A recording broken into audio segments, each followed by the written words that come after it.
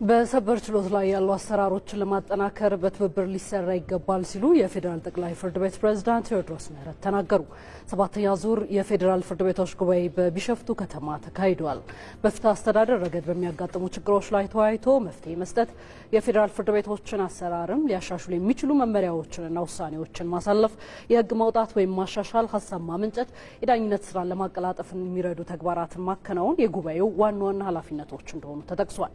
በዚህ ጉባኤ በፌዴራል ስርዓት ውስጥ የሰበር ችሎት ሚናና ተገባበር እንዲሁም የክልል ፍርድ ቤቶች እይታን በተመለከተም ውይይት ተካሂዷል። የፌዴራል ጠቅላይ ፍርድ ቤት ፕሬዝዳንት ቴዎድሮስ ምህረት ፍትህን ለማስፈን የሚሰሩ ስራዎች በቅንጅት ሊሰሩ ይገባል ብለዋል።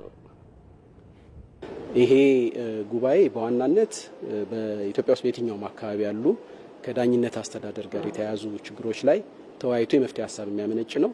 በዚህ ልክ መዋቅራዊ እና ሌሎች ድጋፎች ኖረውት እየሰራ አልነበረም።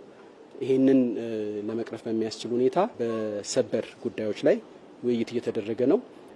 እንደሚታወቀው የፌዴራል ስርዓት ስለሆነ የምንከተለው በየራሳችን ሄደን ፍትህን ማሳካት አንችልም፣ ፍትህን ማስፈን አንችልም። የፍትህ ጉዳይ የሁላችንም ጉዳይ ነው። በድንበር የማይወሰን በስልጣን ገደብ የማይታጠር በአካባቢ የማይወሰን ስለሆነ ይሄንን የጋራ ጉዳይ ውጤታማ በሆነ ሁኔታ ማስተዳደር እንዲቻል በጋራ መነጋገር ያስፈልጋል። በአንዱ አካባቢ ያለውን ችግር የሁሉም ሆኖ በጋራ መፍትሄ መፈለግ ያስፈልጋል። ይህንን ታሳቢ ያደረገ ነው ይሄ ጉባኤ። ከዚህ ጋር ተያይዞ የፌዴራል ጠቅላይ ፍርድ ቤት ዳኛ ተወቀና በሰበር ችሎት አሰራር ላይ የተናበበ ስርዓት ለመዘርጋት መድረኩ አስተዋጽኦ አለው ብለዋል።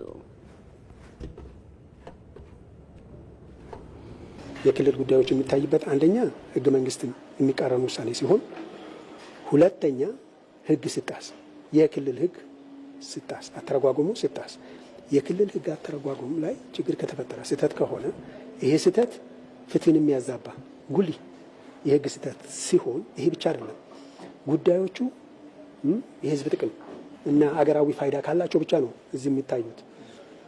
ሌላው ሶስተኛው መስፈርት የክልል ጉዳይ ከሆነ የሰበርን ውሳኔ የሚቃረን ከሆነ አስገዳጅ የሰበር ውሳኔ መጀመሪያ መለየት ያለበት አስገዳጅ የሰበር ውሳኔ የትኛው ነው የሚለው ያንን የሚቃረን የክልል ፍርድ ቤቶች ውሳኔ ካለ ሰበር ያርመዋል ማለት ነው። በዚህ መልክ ሰበር የሚሰጣቸው አስገዳጅ ትርጉሞች ተፈጻሚ እንዲሆን የመቆጣጠር ኃላፊነቱን ይወጣል። ይሄንን መቆጣጠሩ ደግሞ